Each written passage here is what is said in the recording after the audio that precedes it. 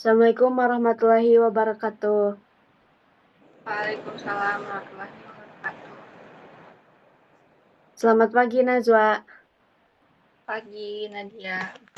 Bagaimana kabarnya hari ini? Alhamdulillah baik.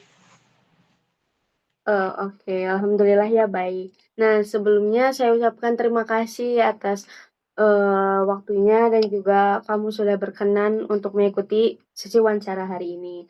Di sini sebelumnya kamu pernah mengikuti sesi wawancara atau konseling atau curhat sama guru BK sebelumnya? Belum pernah. Belum. Nah, apa alasan kira-kira nih sebelumnya pas saya tanya untuk mengikuti sesi wawancara ini, kamu berkenan mengikuti atau tidak? Keberatan enggak? Oh, Tidak keberatan dan berkenan untuk mengikuti wawancara. oke, terima kasih ya. Nah, terus hal utama apa yang membuat kamu memutuskan untuk mengikuti sesi wawancara ini? Mungkin karena akhir-akhir ini aku sering merasakan keresahan, apalagi setiap malam uh, cukup mengganggu waktu tidur karena keresahan tersebut. Oke. Oh iya, sebelumnya saya izin mencatat ya hasil wawancara hari ini. Baik. Lalu kalau jika diceritakan dengan kata-kata kamu sendiri masalah yang tadi sering merasa ada rasa keresahan pada setiap malam hari gitu. Nah, masalah yang paling mengganggu sekarang itu apa? Mungkin uh, yang aku rasain akhir-akhir ini tuh karena kejadian 2 bulan yang lalu aku tuh mengalami kecelakaan. Nah, akibat dari kecelakaan tersebut eh, menimbulkan kerugian yang cukup signifikan, mulai dari eh, kerugian dalam bentuk fisik karena aku mengalami patah tulang, mengharuskan dioperasi, lalu mengikuti perawatan intensif, kontrol setiap bulan, ikut rehabilitasi medik, fisioterapi, terus ke ortopedi, bolak-balik ke rumah sakit itu kan cukup melelahkan. Oh, iya. Kan dari segi fisiknya. Selain itu yang cukup membebani pikiran aku jadi kayak resah tuh karena aku jadi nggak enak sama orang tua gitu kan. Pertama, orang tua harus meluangkan waktu yang lebih untuk merawat aku, merawat dari mulai awal kecelakaan, merawat waktu ngantar ke kontrol ke rumah sakitnya, dan orang tua juga kan pasti mengalami apa ya, kerugian dari segi material karena kan motor aku rusak, terus biaya pengobatan ke rumah sakit, juga biaya pengobatan di rumah. Nah, itu mungkin cukup mengganggu pikiran aku karena jadi nggak enak gitu. Nah, seperti itu. Mungkin dari setelah kejadian kecelakaan itu kamu juga merasa sangat bersalah gitu. Merasa bersalah ke diri kamu sendiri, ke orang tua juga, lalu kamu juga, jadi overthinking karena banyaknya, kayak kerugian dari kecelakaan itu. Nah, dari semua hal yang sedang terjadi itu, mana yang paling kamu ingin cari jalan keluarnya? Mungkin aku ingin uh, melepaskan rasa bersalah tersebut karena kan memang bukan keinginan aku ya kecelakaan itu terjadi. Orang tua aku pun sudah meyakinkan tidak boleh merasa bersalah karena kejadian tersebut. Nah, tapi tidak dapat dipungkiri kalau aku tuh selalu merasa bersalah terus gitu. Jadi yang aku ingin hilangkan, ingin lepaskan tuh rasa bersalah tersebut gitu. Oke. Nah, lalu apakah ada masalah atau ketegangan dalam keluarga yang berkaitan dengan kondisi kamu sekarang? Kayak misalnya, jadi kalau canggung gitu sama orang tua, ada nggak tuh? Kalau canggung sih jujur enggak ya, karena di sini semenjak kejadian kecelakaan itu yang traumanya kan bukan aku doang ya, jadi keluarga juga saling mendukung gitu ya. cukup traumanya tuh jadi trauma ngambil kendaraan. Papa aku jadi nggak mau ngambil kendaraan. Begitupun aku pribadi gitu ya. Tapi tidak ada perasaan canggung atau mungkin papa menghakimi aku kenapa nggak hati-hati kayak gitu enggak. Alhamdulillahnya sih papa aku tetap support gitu. Jadi sebenarnya tidak ada kecanggungan mungkin, tapi terjadi trauma secara mental ketika ada di jalan raya seperti itu. Oh. Ya mungkin tidak ada ya, cuman ada rasa, lebih trauma setelah kejadian kecelakaan. Nah, lalu hubungan kamu dengan keluarga akhir-akhir ini seperti apa? Nah, hubungan aku tuh semenjak aku kecelakaan, karena kan posisi aku anak pertama ya, jadi Mmm. jarang manja gitu kan, maksudnya dituntut untuk mandiri. Nah, tapi semenjak kecelakaan, yang aku rasakan tuh hubungan dengan orang tua tuh, hubungan dengan keluarga tuh semakin erat, karena orang tua juga memahami, apa ya, keadaan yang aku rasakan. Jadi, orang tua lebih memanjakan aku, lebih, eee, lebih sering mensupport aku gitu. Cuman terlepas dari orang tua tetap, lebih mensupport dan lebih memanjakan aku, lebih dekat dari aku, tapi aku tetap tidak bisa hilang gitu loh rasa perasaan bersalahnya, malah makin timbul rasa bersalahnya. Orang tua yang sebaik ini, tapi kok aku malah Mmm. merugikan, Mmm. gitu. Oke. Tapi kalau dari situ ada konflik atau tekanan juga dari rumah yang bikin kamu makin terbebani enggak? Saat Mmm. Nggak ada sih kayaknya karena, orang tua nggak fokus ke menyalahkan kejadiannya, tapi orang tua aku tuh, keluarga aku tuh fokus untuk kesembuhan akunya, gitu. Oke. Nah, lalu bagaimana hubungan kamu, bersama teman atau pasangan mungkin, atau juga orang-orang terdekat akhir-akhir ini setelah kejadian itu?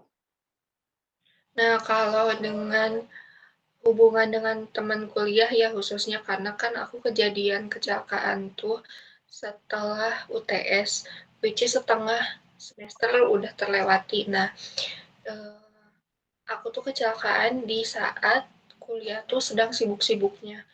Eee, banyak project kelompok, banyak Mhm. tugas kelompok yang memang seharusnya harus aku penuhi, harus aku ikuti. Nah, hubungannya sebetulnya tidak ada, apa ya, kejadian yang tidak mengenakan atau kayak gimana, tapi memang, karena kejadian tersebut aku tuh jadi timbul rasa, nggak enak ya, numpang kayak seakan-akan numpang nama doang di Oh, kelompok, iya. sedangkan sedangkan tugas-tugas, yang seharusnya aku juga harus ikut andil, mengerjakan, tapi aku cuma numpang ke teman gitu. Jadi temen yang ngerjain, tapi aku juga dapat nilai gitu.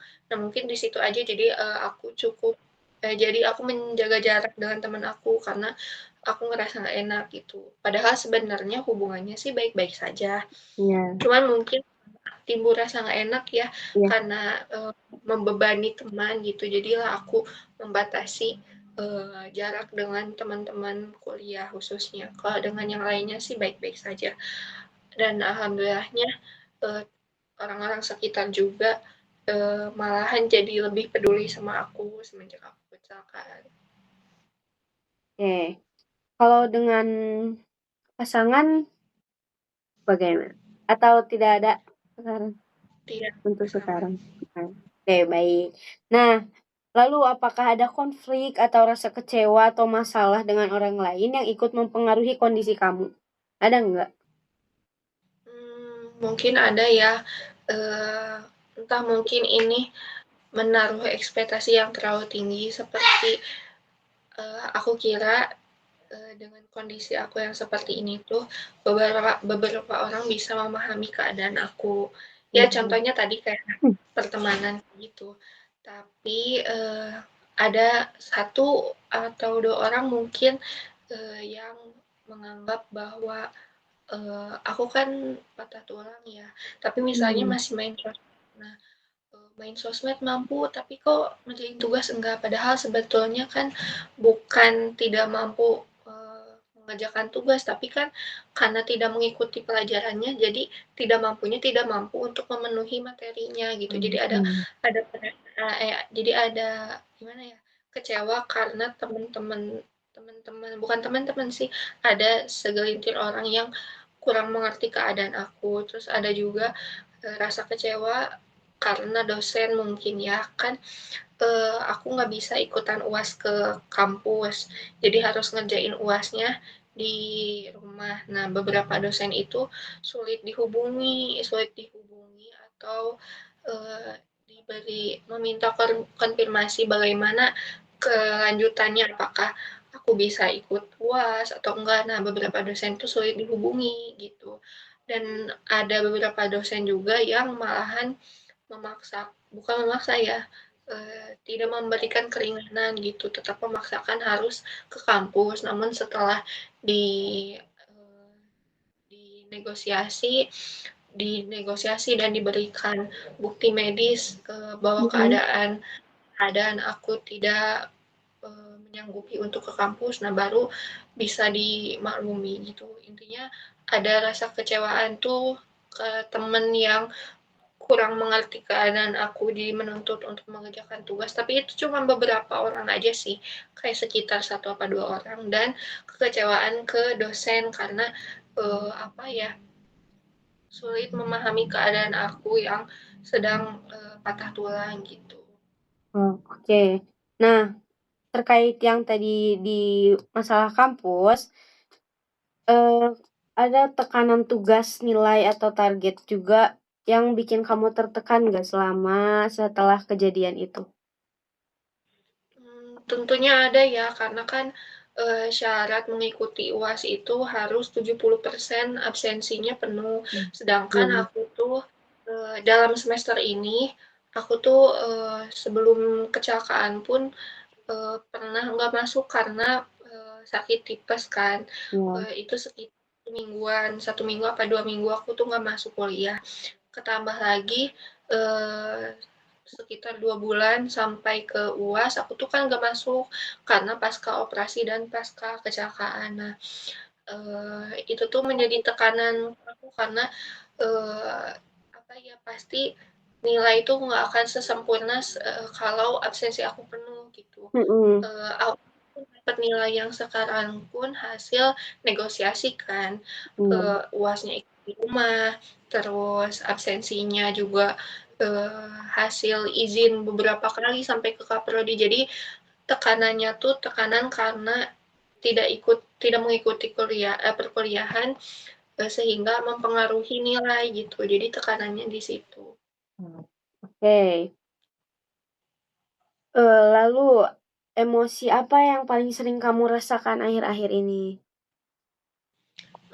Sedih ya, sedih dan mungkin kecewa sama diri sendiri karena kenapa, kurang berhati-hati gitu waktu itu. Dan sedihnya, walaupun seiring berjalannya waktu udah bisa menerima keadaan, tapi tetap ya sesekali ada perasaan seandainya kayak kecelakaan kayak gitulah.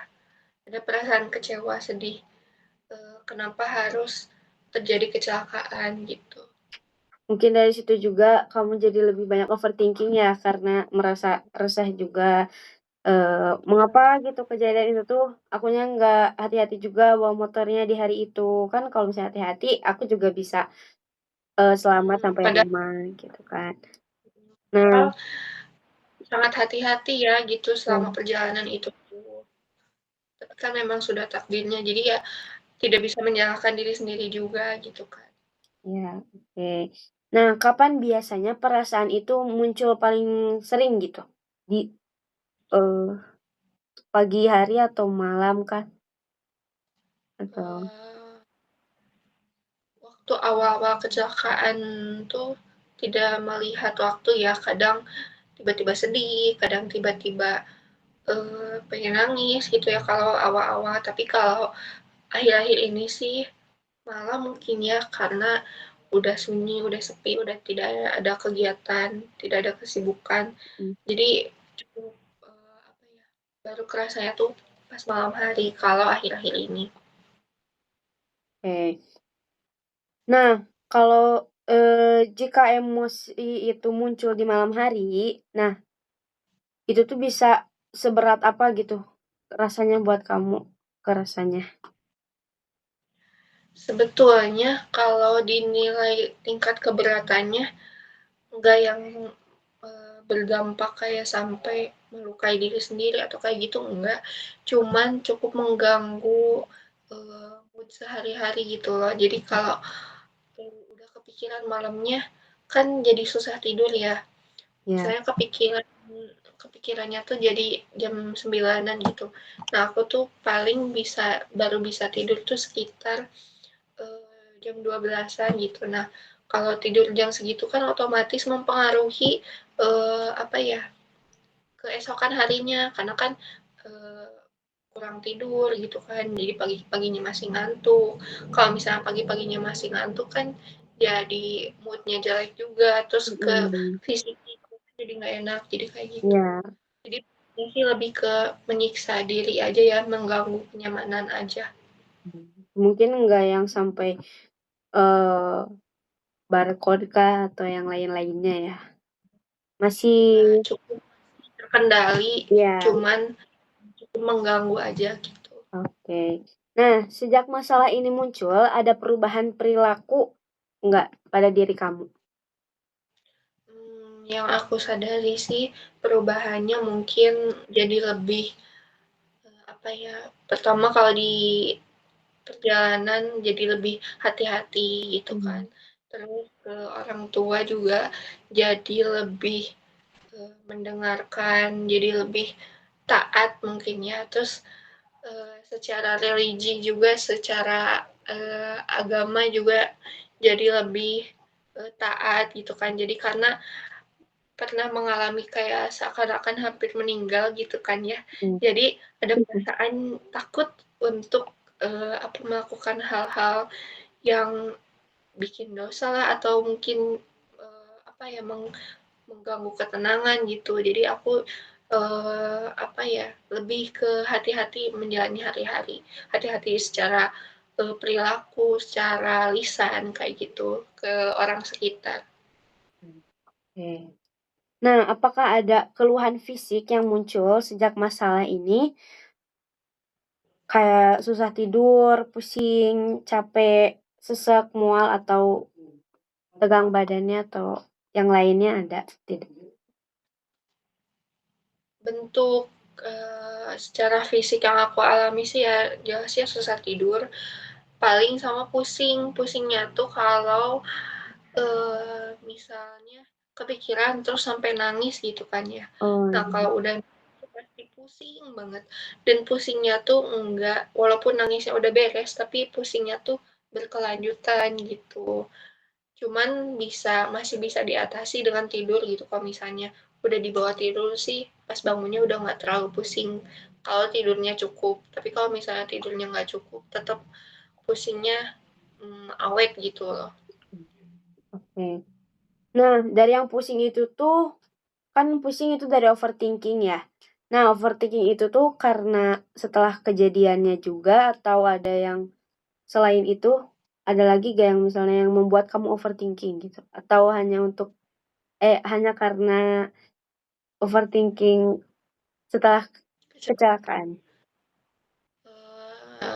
Kayaknya sih nggak ada ya, karena yang aku rasakan itu semester kemarin dan semester sekarang tuh secara mental aku tuh memang lagi stabil-stabilnya, lagi happy-happynya. Mmm. Terus sebelumnya kan memang punya pasangan juga lagi happy-happynya, terus pertemanan juga lagi baik-baik aja, secara ekonomi juga lagi stabil, dan apa ya, keadaan sebelum kecelakaan itu memang sangat baik menurut aku.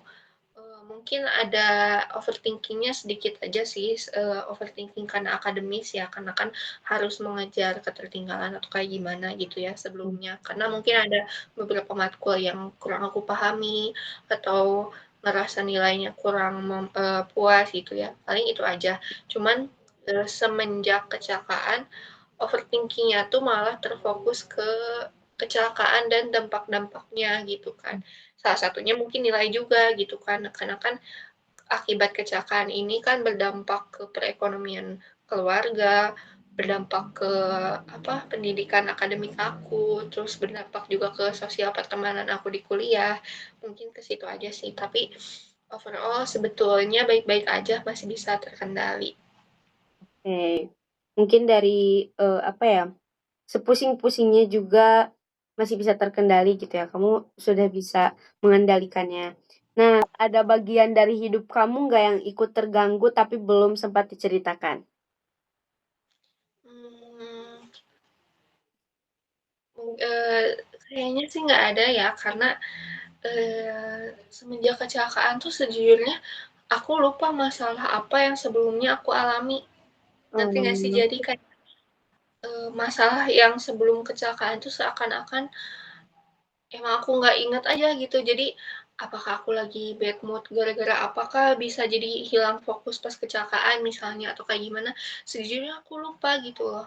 Apa yang terjadi, mood-nya seperti apa yang aku alami atau masalah apa yang aku rasakan pada saat, sebelum kecelakaan. Tapi, eee, setelah kecelakaan langsung lah baru kerasa, "Oh ya ya, apa, dampaknya tuh ini." Jadi masalah yang sebelum kecelakaan tuh aku rasa sih nggak ada ya. Cukup itu doang akademik aja gitu, merasa nilai aku kurang, cuman gitu aja sih. ya, itu. Nah, kalau kalau dinilai gitu, diskalakan dari 1 sampai 10. Nah, seberapa berat sih masalah ini tuh untuk kamu? Hmm, cukup kompleks ya, walaupun terdengar ringan gitu ya, walaupun masih bisa aku handle, masih bisa aku kendalikan, keluarga masih support, tapi in the deep down tuh tetap aja cukup berat ya masalahnya, mungkin 8/10 ya masalahnya, karena yang aku syukuri itu karena masih ada support orang tua dan teman-teman gitu. Mmm, Jadi masih terasa bisa diringankan gitu. oke. Nah, masalah ini tuh, pernah nggak yang mempengaruhi banget ke aktivitas seharian kamu gitu, sehari-hari kamu? Gara-gara masalah ini, Iya. eee, mungkin pas awal-awal kecelakaan banget, itu mempengaruhi banget ke aktivitas aku ya, karena, eee, mentalnya nggak siap untuk ketemu banyak orang, Mmm, terus fisiknya juga tidak mampu untuk melakukan banyak aktivitas gitu. Jadi waktu awal-awal, kecelakaan sih iya, mempengaruhi banget ke aktivitas sehari-hari karena aku jadi nggak bisa kuliah, aku nggak bisa main sama teman-teman, mhm. aku juga nggak bisa itu Mas, kayak gitu. Oke. Lalu di sini ada saat merasa sangat tertekan nih, pernah nggak kepikiran untuk menyakiti diri sendiri atau perilaku impulsif lainnya ada nggak setelah kejadian Eee, itu?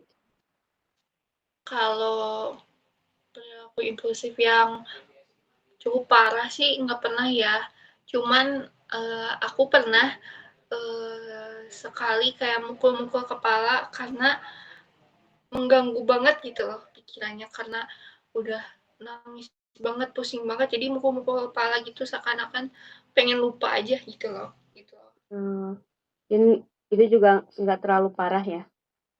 Ya cuman aku juga nggak yang sampai kenceng banget, cuman kayak, apa ya, lebih ke menyadarkan diri lah gitu loh mukul-mukulnya, bukan yang kenceng sampai ke kayak gimana-gimana menyebabkan luka atau kayak gimana-gimana, enggak ada. Mhm, oke.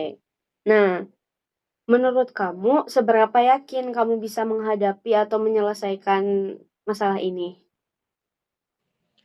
Eee, aku sih cukup yakin ya karena seiring berjalannya waktu, keadaan kan membaik juga, terus, Mmm. kesehatan aku membaik gitu. Jadi keyakinan aku tuh 10/10 pasti aku bisa melewati masalah ini gitu. Karena, balik lagi support dari orang sekitar, eee, terpenuhi dan ya walaupun ada beberapa ya, memang wajar ada yang ngomong tentang hal negatif gitu kan. Tapi itu tuh bisa dikalahkan sama orang yang mensupport aku gitu. Jadi karena lebih banyak support daripada yang ngomong negatif, dan aku pribadinya juga melihat kondisi kesehatan aku berangsur-angsur membaik, jadi aku yakin bisa menghadapi masalah ini dengan baik.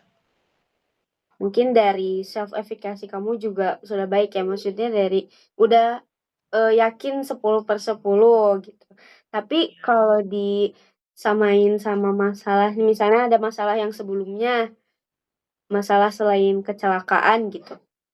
Tapi kamu Ya, itu bisa eee, apa, bisa sampai maksudnya bisa melewatinya sampai akhir kan? Maksudnya kamu ya bisa, punya jalannya sendiri, terus pasti. menyelesaikannya dengan baik juga. Nah, bagaimana cara kamu menyelesaikan masalah sebelum masalah kecelakaan ini ada?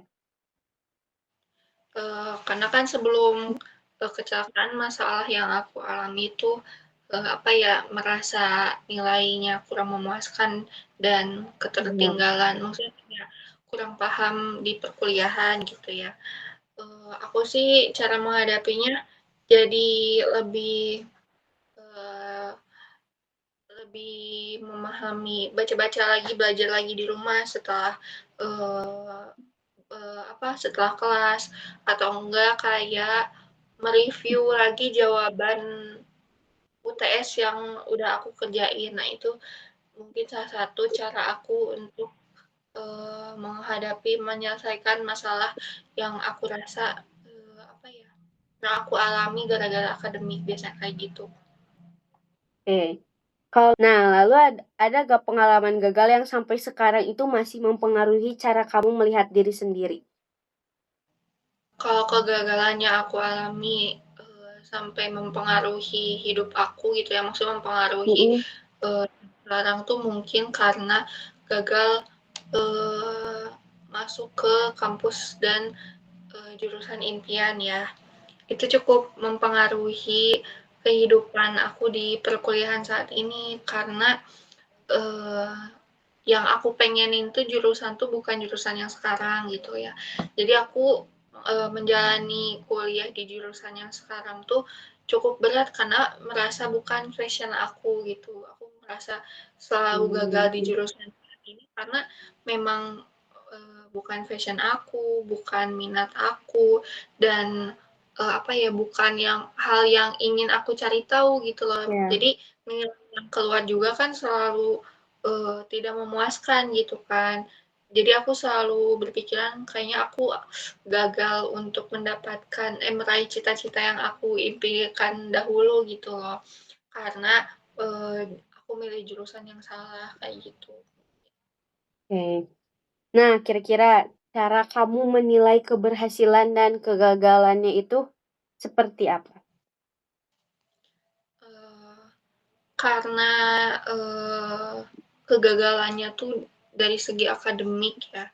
Jadi aku menilai keberhasilan dan kegagalannya tuh tentu aja ya dari nilai gitu. Ya. Tapi ya terlepas dari apakah aku berhasil atau enggak saat ini, menurutku sih walaupun gagal masuk ke jurusan dan kampus impian, tapi sejauh ini aku merasa sebetulnya aku berhasil kok melewati ujian-ujian selama di jurusan yang sekarang. Buktinya kan aku sekarang bisa lanjut ke semester 5, bisa tetap bertahan di jurusan ini walaupun aku nggak punya minat dan bakat di jurusan yang sekarang gitu loh. Jadi sejauh ini sebetulnya aku berhasil karena aku bisa melewatinya.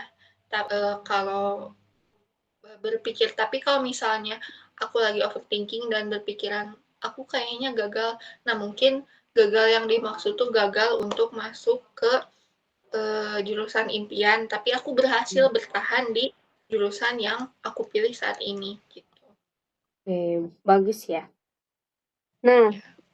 lalu kamu itu memandang diri kamu tuh seperti apa sih? Mungkin kan kamu juga pasti, punya pandangan sisi positif dan negatif tentang diri kamu, terus, perasaan layak tidak layaknya diri kamu. Nah, kalau boleh nggak diceritain gitu? Maksudnya disebutin aja, apa aja?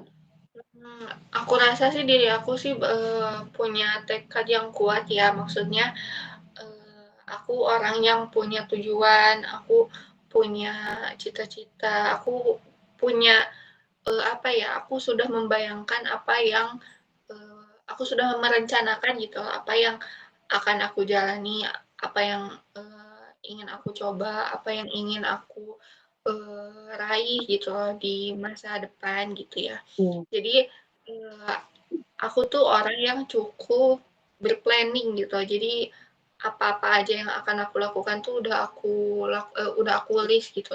Cuman, eee, kekurangan dari diri aku tuh mungkin kurang konsisten dalam melakukan hal yang ingin aku raih. Misalnya aku tuh pengen, apa ya, pengen lanjut S2 ke luar negeri, pengen S2 ke ke Australia atau enggak ke manapun itulah. Nah, yang pertama kali banget harus aku lakukan kan berarti minimal banget aku harus menyelesaikan pendidikan S1 tuh dengan baik gitu kan. Nah, Iya. aku kadang ngerasa belajar aku kurang. Terus untuk bisa keluar negeri gitu kayak ngambil pendidikan kayak gitu kan, yang pastinya aku harus bisa bahasa Inggris dengan lancar kan, harus fluent bahasa Inggrisnya. Nah, Mhm. selama aku belajar bahasa Inggris tuh aku ngerasa banget kalau aku tuh nggak konsisten dalam belajar bahasa Inggris gitu ya, walaupun uh, sampai saat ini masih belajar gitu ya, masih berjalan gitu pembelajarannya. Tapi ya gitu, aku seandainya konsisten pun aku gak serius kayak yang penting beres deh belajar hari ini kayak Iya. gitu. Jadi yang perlu aku ubah tuh aku harus nge-push diri aku biar bisa lebih konsisten lagi dalam pembelajaran, dalam melakukan hal-hal yang positif yang bisa membangun diri aku bisa menumbuhkan hal baik yang ada di diri aku kayak gitu. Oke. Mungkin di sini ada perasaan layak dan tidak layak, tapi kamu pernah ngerasa nggak kalau misalnya diri kamu tuh ngerasa, "Ih, aku nggak layak nih di sini," misalnya atau pernah atau tidak?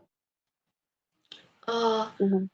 aku tuh biasanya ngerasain itu tuh kalau direkomendasikan untuk masuk ke organisasi. Oh, iya. Nah, ya jadi teman-teman aku tuh merekomendasikan aku misalnya masuk ke HIMA gitu ya. Mhm. Tapi masuk ke HIMA tuh aku merasa tidak layak karena aku belum siap.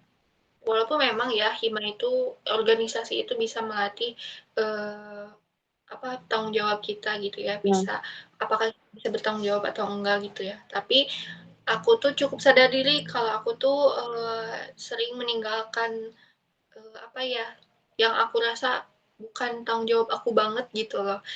Bukan sering sih, lebih ke selagi ada orang lain dulu aja deh. Nah, ada perasaan Oh, kayak gitu. iya. Nah, aku tuh perasaan kayak gitu tuh aku nggak layak untuk ikut organisasi gitu ya, karena organisasi itu kan berjalannya satu periode apa dua periode itu kan lama ya, bukan hal yang sebentar gitu. Jadi kalau misalnya dikasih tanggung jawab organisasi, aku tuh ngerasa nggak layak karena pastinya aku bertanggung jawabnya bisa aja di awal doang gitu loh.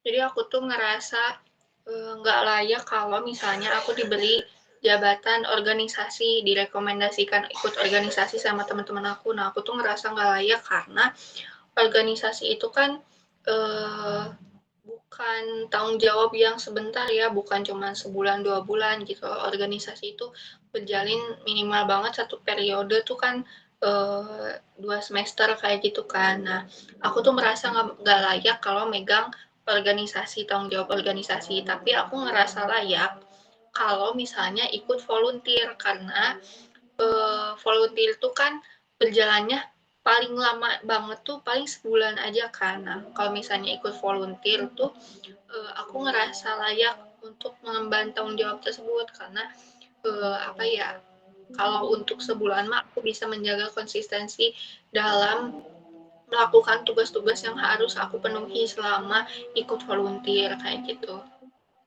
Ya. Nah, menurut kamu seseorang bisa dibilang berhasil itu seperti apa?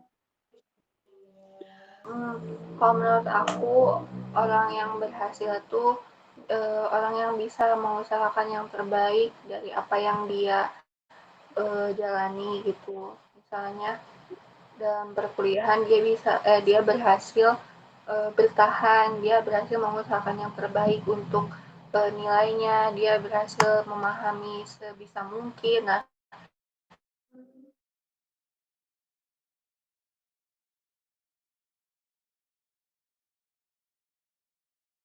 itu tuh udah segi Wow. karir gitu ya, orang yang berhasil, orang yang mau mencoba, mau berusaha, apa ya, apapun yang bisa dijalani selagi itu baik dan halal ya tentunya. Nah, itu juga udah termasuk orang yang berhasil, orang yang sukses. Mungkin kamu juga punya pandangan sendiri ya tentang orang sukses itu bagaimana. Oke. Nah, kalau lagi selain itu, kalau kamu juga lagi ada masalah, biasanya kamu ngapain gitu? Cara menyelesaikannya juga bagaimana gitu? Boleh Hmm, diceritakan? kalau aku tuh biasanya kalau misalnya lagi ada masalah, lagi bad mood kayak gitu, Mhm. eh, hal pertama yang aku lakuin pastinya menyendiri dulu ya, karena aku harus menenangkan diri aku dulu, harus eh, apa ya, mengolah emosi yang aku rasakan dulu. Terus sebelum aku melakukan hal yang lain, aku tuh paling selain apa menyendiri dulu, aku tuh pasti ngejauhin dulu sosmed. Kayak sekarang aku kayak nonaktifin Instagram atau mungkin Iya. eh, menjauh dari apa ya, jadi menghindari komunikasi dengan orang-orang lain gitu. Pokoknya selagi nggak penting mah nggak usah komunikasi dulu kayak gitu kalau lagi ada masalah. Terus kalau untuk meringankan pikiran akunya biasanya aku eh, me time ya, kayak nonton drakor atau dengerin musik kayak gitu, atau mungkin aku Mmm. bikin apa ya, bikin gelang atau apa, bikin makram, bikin bunga kayak gitu sih biasanya. Pokoknya menyibukkan diri sendiri biar apa ya, orang-orang lain tuh nggak kena imbas dari rasa bad mood yang aku rasain atau nggak masalah yang lagi terjadi dari sama aku gitu ya. Sebisa mungkin aku harus bisa mengolah emosinya sendiri, harus apa ya, nggak boleh bergantungan ke orang lain kayak gitu. Iya. Mungkin kamu juga bisa mengisi dengan hobi-hobi kamu ya, ketika kamu sedang Ya kayak gitu. marah.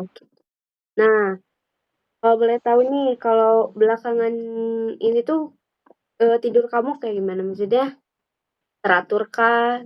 Maksudnya kan, jam normal tidur tuh 8 jam ya? Nah, kamu 8 jam atau kurang lebih atau bagaimana? Eh,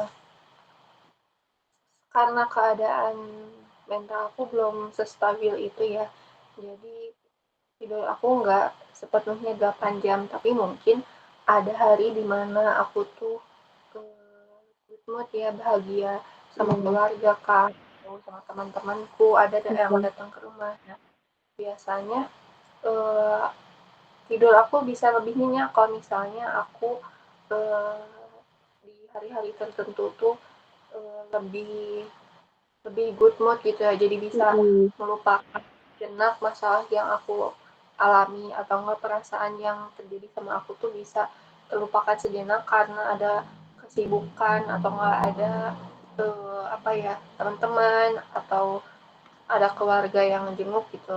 Nah, masalah aku tuh iya, bisa terendam dan tidur aku juga bisa lebih nyenyak. Jadi kalau akhir-akhir ini sih karena aku lagi menjauh dari orang lain, which is iya, lagi kambuh gitu ya, perasaan bersalahnya, mentalnya lagi ngedown lagi. Jadi tidur aku tuh akhir-akhir ini kurang gitu. Mungkin sekitar yang harusnya 8 jam mungkin aku 5 jam kah atau 6 jam gitu, nggak sampai 8 jam. Oke, tapi kalau untuk nafsu makan dan pola makan itu ada yang berubah nggak? Kalau pola makan sih sebisa mungkin aku harus tetap makan senormalnya aja karena ada obat yang aku konsumsi selama masa penyembuhan ini. Jadi aku nggak bisa istilahnya aku nggak bisa nggak enak makan gitu loh kan, apalagi kan makanan udah tinggal aku makan dan disiapin sama orang tua aku. Jadi eh, apa ya, pola makan sih sejauh ini cukup stabil aja karena Oke. aku juga mengonsumsi obat gitu loh. Jadi apa ya, terdorong untuk pola makannya teratur gitu. Oke. Oke, pertanyaan selanjutnya ya. Nih, kalau di keluarga, ada nggak aturan, harapan, atau kebiasaan yang menurut kamu berpengaruh pada masalah ini? Faktor di keluarga aku tuh lebih ke kesehatan dan dari segi ibadah. Kayak kalau kesehatan, keluarga aku nekanin banget jangan begadang dan jangan tidur pagi. Selain dari sisi, kalau tidur pagi kan dari sisi agamanya bisa menghambat rezeki gitu ya. Ya, Eh, Kalau dari segi kesehatannya pun bisa terpengaruhi gitu, kayak apa ya, hilangnya rasa semangat gitu, maksudnya mm, jadi lemes gitu gitu kalau misalnya malah tidur bukan beraktivitas. Terus juga jangan begadang karena kalau begadang bener-bener ngaruh banget kan, karena kalau misalnya begadang paginya pasti pengen tidur kayak gitu. ya, Terus bisa eh, imun keluarga juga imunnya juga kan jadi menurun, kayak mm, gampang sakit, gampang flu. Nah kalau udah flu tuh di keluarga aku gampang banget untuk menyebarnya, makanya eh, mama papa aku aware banget sama kesehatan gitu loh. Jadi kan itu berdampak positif ke aku. Jadi nekenin untuk jangan begadang dan jangan tidur pagi. Udah itu aja. Kalau dari segi makanan sih nggak terlalu strict ya karena eh, anak-anaknya juga nggak terlalu nakal gitu loh dari segi makanan gitu kan. Nah paling eh, yang lainnya sih eh, bukan kultur ya, aturan dalam beribadah dan berbuat baik gitu kan. Kalau dalam walaupun bukan keluarga yang sangat religius gitu, tapi untuk hal yang wajib kayak sholat atau mungkin berbuat baik, nah keluarga aku tuh mm, menekankan banget dia wajib dilaksanakan gitu. ya. Oke. Udah sih gitu aja. Kalau dari pendidikan atau yang kayak gitu sih nggak pernah ada pressure atau kayak gimana-gimana. Pertanyaan selanjutnya, nih, ada pola penyelesaian konflik keluarga. Kalau misalnya di keluarga kamu lagi ada masalah nih, misalnya ada konflik apa, nah cara menyelesaikannya itu kayak gimana? Kalau boleh tahu. Hmm, di keluarga aku tuh peran papa yang paling berpengaruh dalam menyelesaikan masalah karena papa sendiri yang menengahi, terus papa yang mencari tahu siapa yang bersalah, terus dua-duanya kalau misalnya aku sama adik aku lagi berantem dua-duanya harus minta maaf dan apa ya dua-duanya diberi nasihat kayak gitu sih, jadi nggak ada yang terpojok atau apa ya, istilahnya tuh kayak ditekan atau pilih kasih kayak gitu nggak ada. Jadi pokoknya kalau ada masalah yang pasti peran papa berpengaruh banget dalam menyelesaikan masalahnya kayak gitu. Oke. Apa pengaruh dari teman, media sosial, atau lingkungan sekitar terhadap kondisi kamu sekarang? Ada banget ya karena khususnya sih sosial media, makanya jadi kan kondisi aku tuh jadi nggak stabil, jadi maksudnya mudah ngedown gitu ya Iya. semenjak kejadian semenjak apa ya, lama nggak ke kampus. Nah, pengaruh dari sosial media, dari apa yang aku lihat, apa yang aku dengar di sosial media itu bener-bener mempengaruhi pola pikir aku atau mood aku gitu. Kalau misalnya algoritma hari ini tuh nayangin video atau apa ya, biasanya ada quotes yang kayak gitu-gitu yang sedih gitu ya, atau enggak tentang masalah orang lain. Nah, itu tuh bikin aku ngedown juga gitu. Makanya Mm-mm. jadi dan baper gitu lah ya. Nah, tapi kalau misalnya apa ya, bukan ini, jadi hal yang aku lakuin tuh solusinya dengan memilih-milih tayangan apa yang aku lihat gitu. Kayak kan kalau Mm-mm. TikTok tuh ya, eh, apa yang kita suka, apa yang kita pikirkan biasanya suka keluar kan. Nah, yang pertama kali aku lakuin kalau misalnya pengen banget scroll TikTok gitu ya. Nah, pertama kalinya tuh aku pasti nyari dulu misalnya hal-hal yang aku suka, kayak misalnya aku nyari dulu K-pop atau enggak nyari update drama Korea yang paling terkini kayak gitu. Nah, biasanya Mm-mm. setelah itu munculnya tuh jadi semuanya tentang K-drama, tentang K-pop atau tentang musik gitu, nggak ada tentang hal-hal negatif yang bisa mempengaruhi mood aku kayak gitu. Kalau misalnya dari sosial media, eh, apa ya, bagian komunikasinya kayak akun sosmed aku interaksi sama teman-teman yang lain itu sih nggak ada ya, karena aku udah mencegah duluan. Jadi kayak sebelum aku komunikasi sama yang lain aku udah nonaktifin akun Instagram aku biar aku nggak berkomunikasi sama teman-teman gitu. Mm-mm. Atau mungkin kalau di TikTok sih solusinya misalnya scroll TikToknya pakai akun yang nggak mutualan sama teman-teman, atau nggak kayak fake account kayak gitu yang memang khusus buat aku K-popan kayak gitulah intinya. Jadi menghindari hal-hal atau tayangan yang negatif yang bisa mempengaruhi pikiran aku kayak gitu.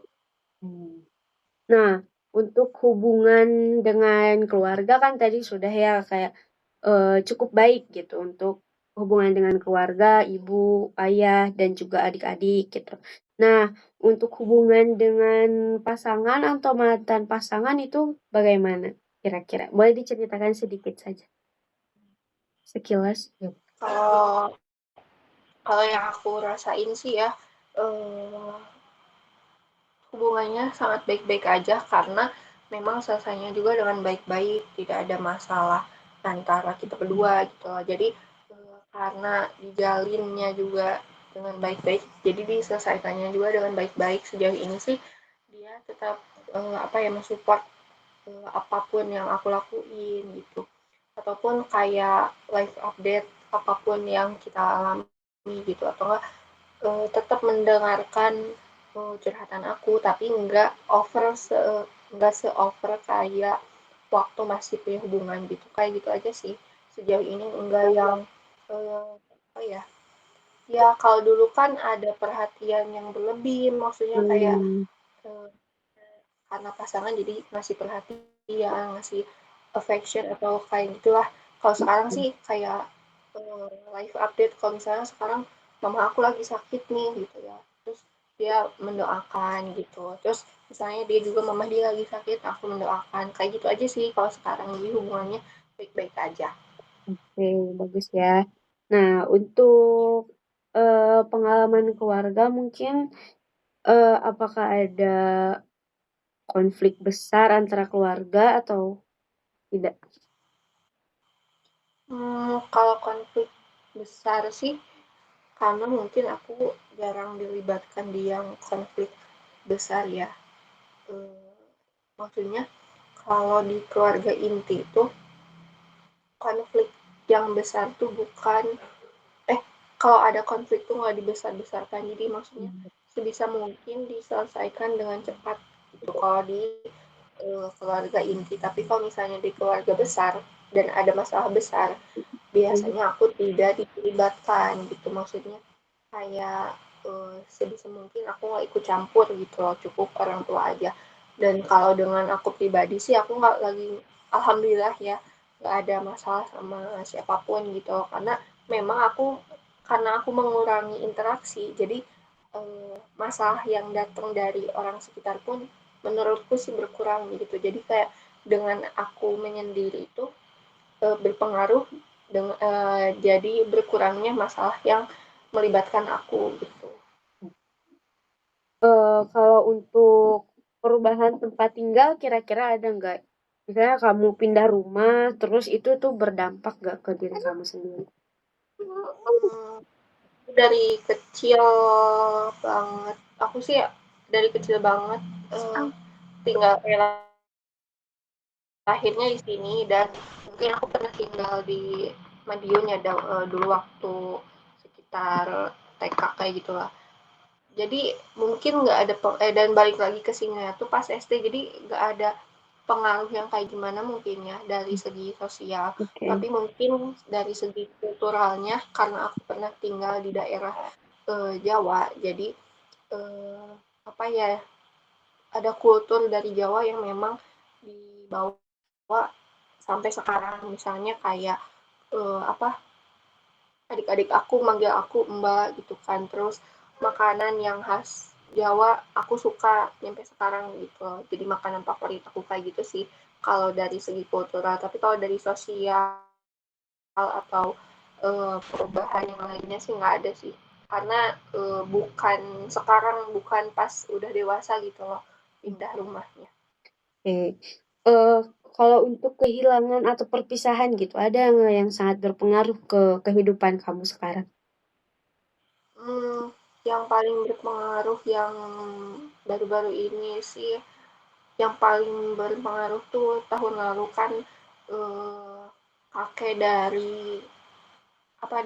dari papa aku tuh meninggal. Nah, itu tuh berpengaruh banget buat aku karena aku tuh anak pertama dan cucu pertama, which is orang yang paling banyak mendapatkan cucu yang paling banyak mendapatkan kasih sayang dibandingkan adik-adik aku gitu kan. Jadi Hmm. aku cukup apa ya cukup terpukul dan merasa sangat kehilangan waktu Baba meninggal karena aku juga ikut berperan dalam mengurus Baba selama sakit gitu loh jadi mau tidak mau apa ya berat rasanya ditinggalin sama Baba gitu tapi pengaruhnya sih bukan pengaruh dari segi kehidupannya ya tapi lebih ke Hmm. merasa kurang gitu loh dalam hidup aku karena ditinggal sama Baba gitu. Oke. Kalau untuk pengalaman di kuliah yang sampai sekarang atau sekolah dulu, ada gak yang masih berbekas sampai sekarang? Hmm, mungkin karena waktu SMA itu kan aku awalnya di boarding school. Nah, aku tuh pindah ke SMA dekat rumah. Nah, Hmm. kultur SMA-nya tuh berbeda. Kalau waktu aku di boarding school tuh cenderung modern dan gaya berbicaranya menggunakan bahasa Inggris, bahasa Arab,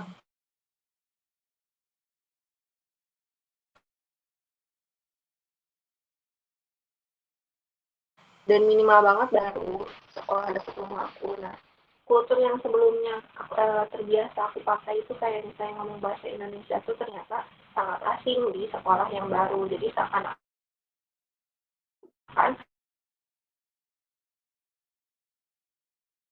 Wah. eh, apa ya karena dari orang yang pedalaman gitu bukan pedalaman sih lebih tepatnya orang yang tidak terbiasa dengan komunikasi bahasa Indonesia gitu ya Mm. jadi seakan-akan orang yang ngomong bahasa Indonesia tuh sok kotak banget padahal kan memang gak ada yang salah ya dengan cara Hmm. kita berkomunikasi menggunakan bahasa Indonesia toh kan bahasa Indonesia kan masih bahasa yang seharusnya memang kita bisa dan kuasai gitu loh bukan hal yang aneh lagi seorang jika berbicara bahasa Indonesia gitu. Nah, aku tuh shock kulturnya waktu SMA tuh kayak gitu kayak SMA baru tuh kurang bisa menerima aku karena aku apa ya karena kultur aku berbeda dengan mereka kayak gitu. Tapi untungnya eh, ada temen aku yang bukan orang Tasik, ada Hmm. temen aku yang orang Bekasi yang gaya bicaranya juga mungkin sama ya, banyak bahasa Indonesia, terus Iya. kadang bukan aku kamu lagi, kayak gue elo kan gitu ya, bahasa sana gitu ya, yang Mm-mm. dia tuh masih tidak terbiasa tidak terbiasa menggunakan bahasa Sunda, dan bahkan mungkin kurang kurang menguasai bahasa Sunda kan, karena memang bukan asli sini gitu. Nah, mungkin karena itulah jadi merasa tidak terlalu tertekan gitu loh aku. Maksudnya karena ada orang yang sama kayak aku, sama-sama terbiasa pakai bahasa Indonesia dan kurang terbiasa pakai bahasa Sunda. Jadi aku sih nggak terlalu ngambil masalah. Maksudnya nggak bukan masalah yang besar lah kalau buat aku. Jadi cuman dijauhin sama orang-orang kayak gitu tuh nggak terlalu ngaruh di hidup aku, karena aku juga masih tetap punya teman gitu loh. Sejauh ini sih itu aja, karena nggak ada yang berkesan yang lainnya gitu. Maksudnya karena first impressionnya udah kayak gitu ya, maksudnya orang-orang tuh kayak kurang menerima aku pas aku ngomong bahasa Indonesia, karena first impressionnya gitu. Jadi aku tuh tidak melanjutkan pertemanan dengan orang-orang tersebut gitu. Jadi berhentilah di awal pertemanannya, kesananya mah jadi aku enjoy aja sama teman-teman yang memang bisa menerima aku kayak gitu.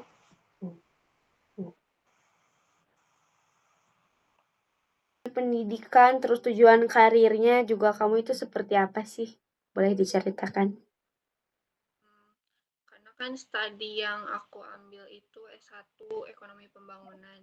Nah, rencananya rencana awal aku tuh setelah wisuda tuh mau ngambil dulu, maksudnya mau magang dulu di perusahaan-perusahaan besar yang memang bisa menerima aku gitu. Jadi nggak terfokuskan langsung cari kerja, tapi langsung magang dulu. Nah, sembari magang itu aku tuh mau mengambil hmm, kursus bahasa Inggris untuk memfokuskan mematangkan skill bahasa Inggris aku. Nah, kalau misalnya udah ada beberapa pengalaman magang yang aku apa pernah lakukan gitu ya, baru sebelum terjun ke dunia kerja, sebetulnya aku tuh pengen banget ikutan au pair. Au pair itu kayak program ke luar negeri.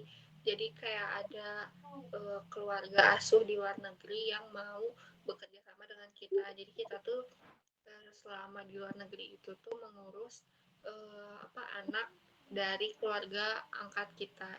Eh, kalau kalau bisa dibilang sih kayak babysitter, tapi bukan babysitter yang uh, nanny yang ikut ke sana kemari kayak gitu, enggak. Tapi jam kerjanya tuh cukup singkat, cuman 10 jam per minggu. Jadi kayak cuman mengisi waktu kosong sama anaknya keluarga keluarga angkat di negara itu. Jadi intinya apa ya? Aku tuh pengen ikut dulu program au pair, entah itu ke Jerman atau mungkin ke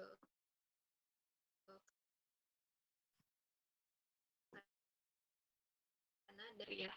Kalau udah ikutan au pair 1 tahun aja menurut aku udah cukup ya.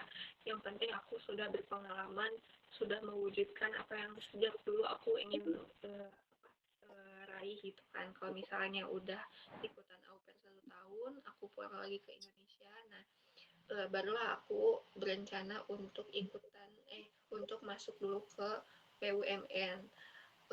Kenapa ke BUMN? Karena dari jurusanku tuh memang sangat apa ya, sangat mumpuni kalau misalnya melanjutkan uh, pekerjaannya ke BUMN. Kalau misalnya udah berpengalaman di BUMN, barulah uh, kita hanya bisa berencana ya, tapi ya apa salahnya gitu kan bermimpi. Barulah kalau misalnya udah berpengalaman di BUMN, aku mau nyoba juga CPNS gitu. Sebenarnya aku nggak berharap banyak di CNS ya, tapi setidaknya aku mau mencoba dulu semua hal yang udah aku rencanakan gitu. Kalau misalnya takdir berkata lain atau kayak gimana pun, ya aku tetap mengikuti alurnya. Yang jelas aku sudah punya tujuan apa yang aku mau laksanakan, apa yang aku mau raih, apa yang mau aku impikan gitu. Jadi aku mau mengusahakan yang terbaik untuk jenjang karir ya, untuk karir yang aku impikan gitu. Oke. Kalau boleh tahu untuk tujuan spiritualnya nih gimana? Atau Nah, kalau boleh. nonet, nonet, Hmm. Tuh. Untuk tujuan kala-kala. Oh, kalau secara spiritual atau religius nih, ada nggak tujuan atau harapan yang tertentu gitu? Ada nggak? ini tuh udah cita-cita aku banget ya dari lama, karena aku memang apa ya pernah boarding school juga kan, belajar agama lebih dalam lagi.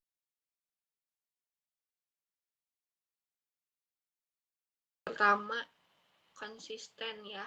Jadi aku pengen banget diri aku tuh lebih konsisten lagi melakukan hal-hal yang udah aku rencanakan atau enggak yang udah aku mulai gitu. Kayak misalnya aku sekarang sekarang banget aku lagi fokus belajar bahasa Inggris. Nah, aku tuh pengen lebih konsisten lagi, pokoknya setiap hari minimal harus ada kosakata yang bertambah di di pembelajaran aku. Terus misalnya kalau olahraga gitu ya, aku pengen banget bisa teratur gitu, minimal seminggu 2 kali atau 3 kali gitu. Intinya aku pengen lebih konsisten dalam segala hal yang aku rencanakan atau yang udah aku mulai. Terus aku juga pengen banget merubah pola pikir aku biar bisa lebih positif lagi, biar bisa nggak gampang overthinking, terus bisa mengelola emosi dengan baik gitu. Aku pengen banget itu berubah dari situ ya. Maksudnya karena kan tanggung jawab aku ke depannya juga semakin besar gitu. Dan hal-hal yang tidak terduga itu pasti akan terjadi. Nah, yang harus aku rubah sekarang tuh aku harus bisa mulai um, apa ya menstabilkan emosi gitu. Yang jelas uh, agar kehidupan kedepannya lebih lancar gitu ya. Jadi hal-hal yang ada di dalam diri aku tuh harus diperbaiki gitu. Kayak yang tadi emosinya, terus kebiasaan baiknya, terus kebiasaan buruknya ditinggalkan kayak gitu lah. Oke. Eh, Sebelumnya kan kamu sudah menceritakan juga gitu kan untuk kedepannya tujuan karir kamu gimana nantinya. Tapi pastinya juga di situ ada kekhawatiran gitu untuk masa depan kamu. Nah, kira-kira apa yang dikhawatirkan tentang masa depan kamu? Hmm, aku tuh ya khawatirnya kalau kalau dari segi karir gitu ya aku khawatir banget kalau aku tuh tidak sanggup untuk apa ya maksudnya seandainya aku udah berangkat ke luar negeri ikutan au pair gitu ya misalnya. Nah, di saat momen aku udah di luar negeri kan memang itu aku udah berhasil menggapai apa yang aku rencanakan gitu kan. Nah, Mm-mm. yang aku khawatirkan tuh aku nggak sanggup melanjutkan atau nggak sanggup menyelesaikan tanggung jawab aku. Itu juga aku takut banget gitu ya. Karena kalau nggak sanggup tuh eh, kadang aku jadi gampang menyerah. Cuman Mm-mm. balik lagi ya supportnya dari orang tua, dari Iya, teman mungkin gitu depannya akan tetap sama ya semoga gitu. Jadi uh, kekhawatiran itu tuh bisa berkurang gitu. oke. Alhamdulillah ya sesi wawancara ini berjalan dengan lancar meskipun secara online gitu. Saya ucapkan terima kasih juga kepada Najwa sudah bersedia menjawab beberapa pertanyaan gitu. Banyak ya ini pertanyaannya yang sudah saya tanyakan kepada Najwa. Semoga tujuan-tujuan tadi tercapai ya untuk karir masa depannya. Semoga eh, overthinkingnya juga nanti ke depannya berkurang. Terima kasih sudah meluangkan waktunya. Saya tutup sesi wawancara hari ini. Assalamualaikum warahmatullahi wabarakatuh.